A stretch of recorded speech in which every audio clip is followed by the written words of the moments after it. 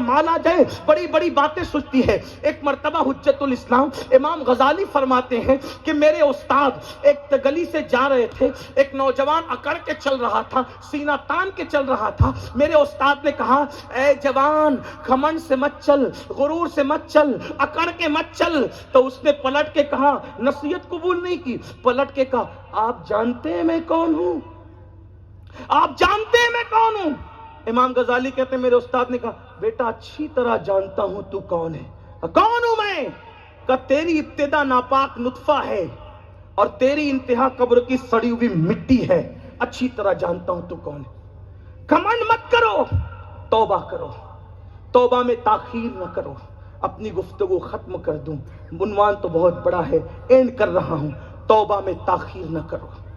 راتوں کو تنہائی میں اپنے گناہوں کو یاد کر کر کے آنسو بہایا کرو.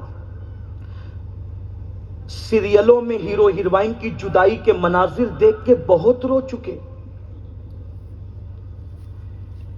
فلموں کے جذباتی مناظر دیکھ کر, ایموشنل مناظر دیکھ کر کے بہت رو چکے. کسی کے عشق کی داستان پر سن کر بہت رو چکے. اب ذرا اپنے اعمال پر بھی رونا سیکھو. ام المومنین سیدہ عائشہ صدیقہ رضی اللہ تعالیٰ عنہ فرماتی ہیں کہ میرے آقا سے میں نے سنا کہ آقا فرماتے ہیں, عائشہ, میری امت کے کچھ گنہگار ایسے ہیں جن کو اللہ بے حساب جنت عطا کرے گا. کچھ گنہگار, نیکوکار نہیں, کچھ گنہگار ایسے ہیں, گنہگار کا ذکر کیا, کچھ گنہگار ایسے ہیں جن کو اللہ بے حساب جنت عطا کرے گا. میں نے پوچھا آقا وہ گنہگار کون ہے؟ تو آقا علیہ السلام فرماتے ہیں جو دنیا میں اپنے گناہوں کو یاد کر کر کے روتے ہوں گے, وہ گناہوں کو یاد کر کے رونے والوں کو اللہ جنت میں بے حساب داخل فرمائے گا. بات کو اینڈ کر دوں, آج بس بات ختم ہو رہی, بہت حساس عنوان پر. آج آپ میں کوئی عالم ہوگا, کوئی خطیب ہوگا, کوئی ادیب ہوگا, کوئی ممبر ہوگا وارڈ کا, کوئی چیئرمین ہوگا, کوئی ایم ایل اے ہوگا, کوئی ایم پی ہوگا, کوئی عام آدمی ہوگا, لیکن تم ہو سب جو آئے ہو مسلمان, اپنے آپ کو مسلمان کہتے ہو. مسلمان بن جانا آسان ہے. بات اینڈ کر رہا ہوں, کچھ یاد رہے نہ رہے اتنا یاد رکھنا, مسلمان بن جانا آسان ہے, مسلمان بن کر دنیا سے جانا مشکل ہے. مسلمان بن جانا آسان ہے, مسلمان بن کر دنیا سے جانا یہ آسان نہیں ہے. یعنی ایمان پر خاتمہ کس کا ہوگا کس کا نہیں ہوگا اس کی کوئی گارنٹی نہیں. پوری زندگی ہزار رکعتیں نماز پڑھ لی, ایک ایک قرآن ہر رات ختم کیا, لیکن مرتے وقت ایمان گیا, آپ کی کوئی عبادت کام نہیں آئے گی. اور غوث پاک عید کے دن, سرکار غوث پاک عید کے دن رو رہے ہیں. ہمیں تو اب رونا آتا ہی نہیں, ہم تو رونے والوں کا مذاق اڑاتے ہیں, رونا نہیں آتا. عید کے دن غوث پاک رو رہے, خوشی کے دن.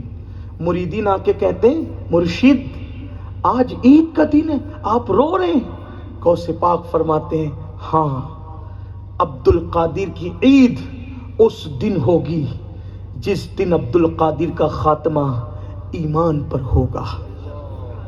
وہ اپنے ایمان پر خاتمے کی فکر ہماری تعلیم کے لیے کر رہے ہیں. ہم نے کبھی اپنے خاتمے کی فکر کی ایمان پہ؟ تھوڑا اشارہ دے دوں, کن کن لوگوں کا خاتمہ ایمان پر نہیں ہوتا؟ ڈر کس؟ جو اذان سنے, توجہ کرنا, بڑے واقعات ہیں لیکن اب واقعات نہیں, اشارے دے رہا ہوں. جو اذان سنے اور اذان سن کے انسنی کر دے, ڈر ہے کہ مرے گا تو کافر ہو کے مرے گا. جو نماز پڑھے رکوع اور سجود صحیح نہ کرے, ڈر ہے مرے گا تو کافر ہو کے مرے گا. لرس جاؤ, نماز نہیں پڑھتا ہے ایسا نہیں ہے, نماز پڑھتا ہے لیکن صحیح رکوع سجود نہیں کرتا. بے نمازی نہیں ہے, نمازی ہے مگر رکوع سجود صحیح نہیں کر رہا ہے, تو ڈر ہے کہ مرے گا تو کافر ہو کر مرے گا، جو رکوع سجود صحیح نہ کرے، ڈر ہے کہ مرے گا کافر ہو کے مرے گا، تو جو سرے سے نماز ہی نہیں پڑھتے ان کا انجام کیا ہوگا؟ میرے بھائیوں، یہ دنیا چند دن کی ہے، اپنے آپ پہ رحم کر لو، اپنے آپ پہ رحم کر لو خدا کے لیے۔ یہ 4 دن کی چاندنی ہے، یہ دنیا سرائے فانی ہے، اس دنیا کا خاتمہ ہونا ہے، موت آنی ہے، روح کا رشتہ جسم سے ٹوٹ جانا ہے۔ میرے بھائیوں، نمازوں کی پابندی کرو، ورنہ خاتمے کا کیا حال ہوگا، کیسے خاتمہ ہوگا؟ اللہ اکبر۔ اور سن لو، ایک بہت بڑے محدث صاحب تھے، وہ دوا کے طور پر سال میں 1 مرتبہ شراب کا پیالہ پیتے تھے۔ جب وہ مر گیا تو کافر ہو کے مرا۔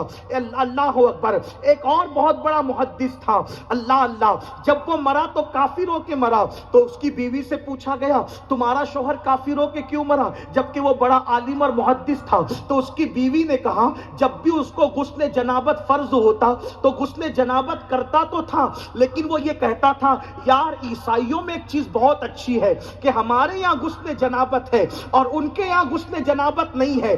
یعنی اپنے مذہب کی ایک چیز کو حقیر سمجھ کے ان کے مذہب کی چیز کی تعریف کرتا تھا۔